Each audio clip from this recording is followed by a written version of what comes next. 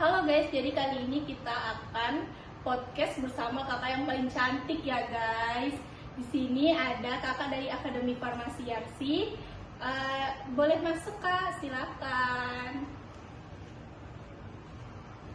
Ya Masya Allah cantik banget guys.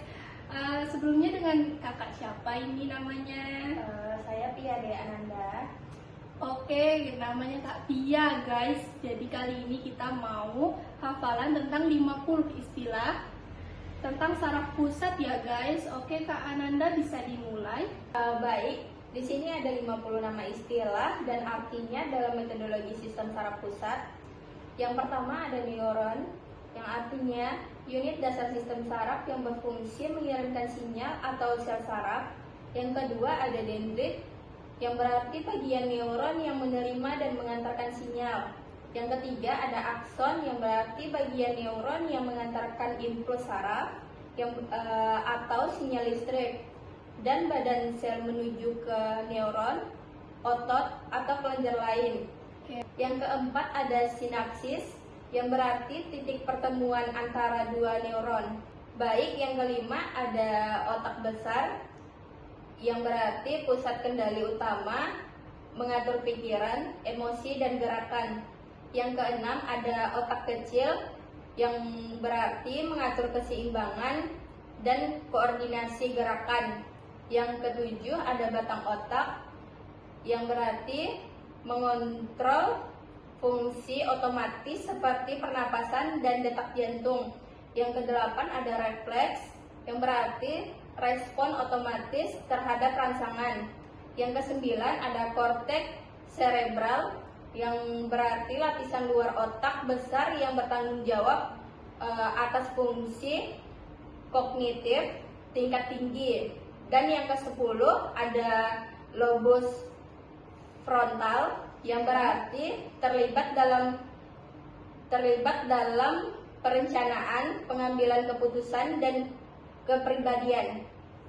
Baik, yang ke-11 ada lobus parental, yang berarti terlibat dalam sensasi sentuhan dan persepsi spesial.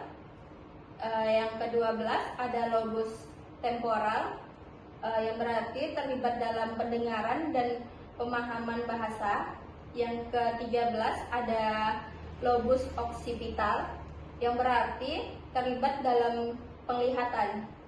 Masya Allah, udah hafal sampai 13. Kira-kira bisa nggak nih kak sampai 50? Insya Allah bisa. Oke, habis ini kita lanjut ya untuk ke-14 sampai 50. Yang ke-14 ada limbic system, yang berarti terlibat dalam emosi dan motivasi. Yang ke-15 ada hippocampus, terlibat dalam pembentukan memori. Yang ke-16 ada cerebrum, yang berarti mengontrol koordinasi, keseimbangan, dan gerakan tubuh. Baik, yang ke-21 ada cerebrum, yang berarti bagian terbesar otak untuk pemikir, perasaan, dan gerakan sadar.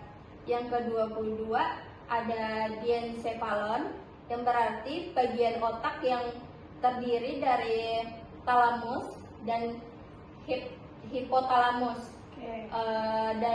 Yang ke-23 ada hipotalamus, yang berarti mengukur suhu tubuh, nafsu makan, tidur, dan emosi. Yang ke-24 ada talamus, yang berarti stasiun relay utama untuk informasi sensorik menuju korteks cerebral. Yang ke-25 ada glia, yang berarti memberikan nutrisi dan melindungi neuron. Yang ke-26 ada sensorik, yang berarti menerima dan memproses informasi dari neuron indera.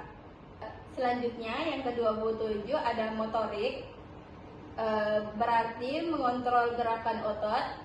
Yang ke-28 ada kognitif, yang berarti memungkinkan pemikiran, belajar, dan mengingat. Yang ke-29 ada homeostatis, yang berarti mempertahankan keseimbangan internal tubuh. Yang ke-30 ada emosi, yang berarti mengatur perasaan dan mood. Yang ke-31 ada stroke, yang berarti kematian sel otak akibat terhentinya aliran darah. Yang ketiga dua ada tumor otak yang berarti pertumbuhan sel abnormal di otak. Selanjutnya ke-33 ada epilepsi yang berarti gangguan otak yang menyebabkan kejang.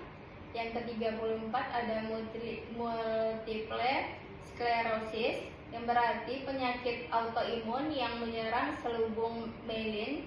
Yang ke-35 ada Parkinson yang berarti penyakit degeneratif yang mempengaruhi gerakan. Yang ke-36 ada meningitis yang berarti peradangan selaput otak dan sumsum tulang belakang. Yang ke-37 ada brainstem yang berarti batang otak yang menghubungkan otak dengan sumsum tulang belakang. Yang ke-38 ada apoptosis yang berarti kematian pada sel. Yang ke-39 ada ventricle yang berarti rongga di dalam otak. Selanjutnya yang ke-40 ada dementia yang berarti gangguan otak menyebabkan penurunan daya ingat, berpikir, dan kemampuan aktivitas. 41 ada saraf spinal yang berarti mengontrol gerakan otot, mengatur fungsi organ dalam.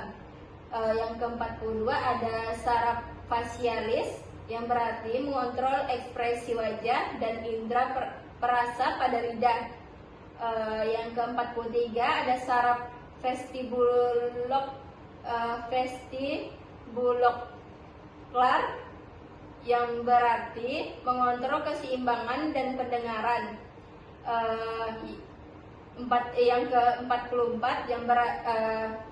ada saraf olfaktori yang berarti mengontrol indera penciuman. Yang ke-45 ada saraf optik mengontrol indera penglihatan. Baik, selanjutnya yang ke-46 ada saraf trigeminal yang berarti mengontrol sensasi pada wajah. Yang ke-47 ada saraf abdusen yang berarti mengontrol gerakan mata. Yang ke-48 ada encephalitis yang berarti peradangan pada jaringan otak. Yang ke-49 ada encephalopati yang berarti gangguan pada fungsi otak. Yang ke-50 ada encephalalitis yang berarti peradangan pada jaringan otak. Masya Allah, ternyata kakaknya hafal ya, Kak Kia ya. Oke, di sini kita harus tes juga satu-satu. Kira-kira masih hafal nggak yang tadi? Insya Allah hafal. Oke, kita coba ya. Kira-kira yang pertama masih hafal nggak, Kak Kia? Oke, sekarang aku tanya tentang sinapsis. Artinya apa, Kak? Sinapsis artinya titik pertemuan antara dua neuron.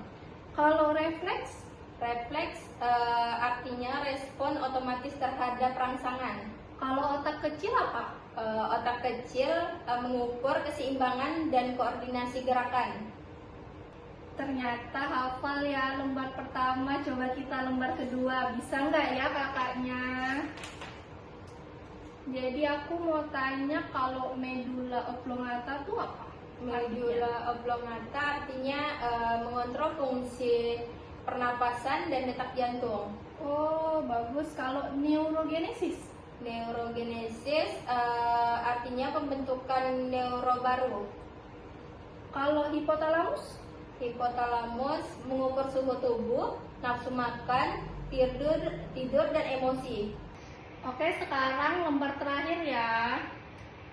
Jadi sekarang aku mau tanya, dementia itu apa, Kak? Dementia artinya gangguan otak menyebabkan penurunan daya ingat, berpikir, dan kemampuan aktivitas. Oke, kalau saraf olfaktory itu apa, Kak? Olfaktori. Olfaktori artinya mengontrol indera penciuman. Saraf optik? Saraf optik mengontrol indera penglihatan. Oke, terima kasih untuk Kak Pia udah datang ke podcast Naila. Terima kasih, semoga hafalannya selalu diingat. Untuk kedepannya semoga lebih lancar lagi ya Kak. Terima kasih. Dah.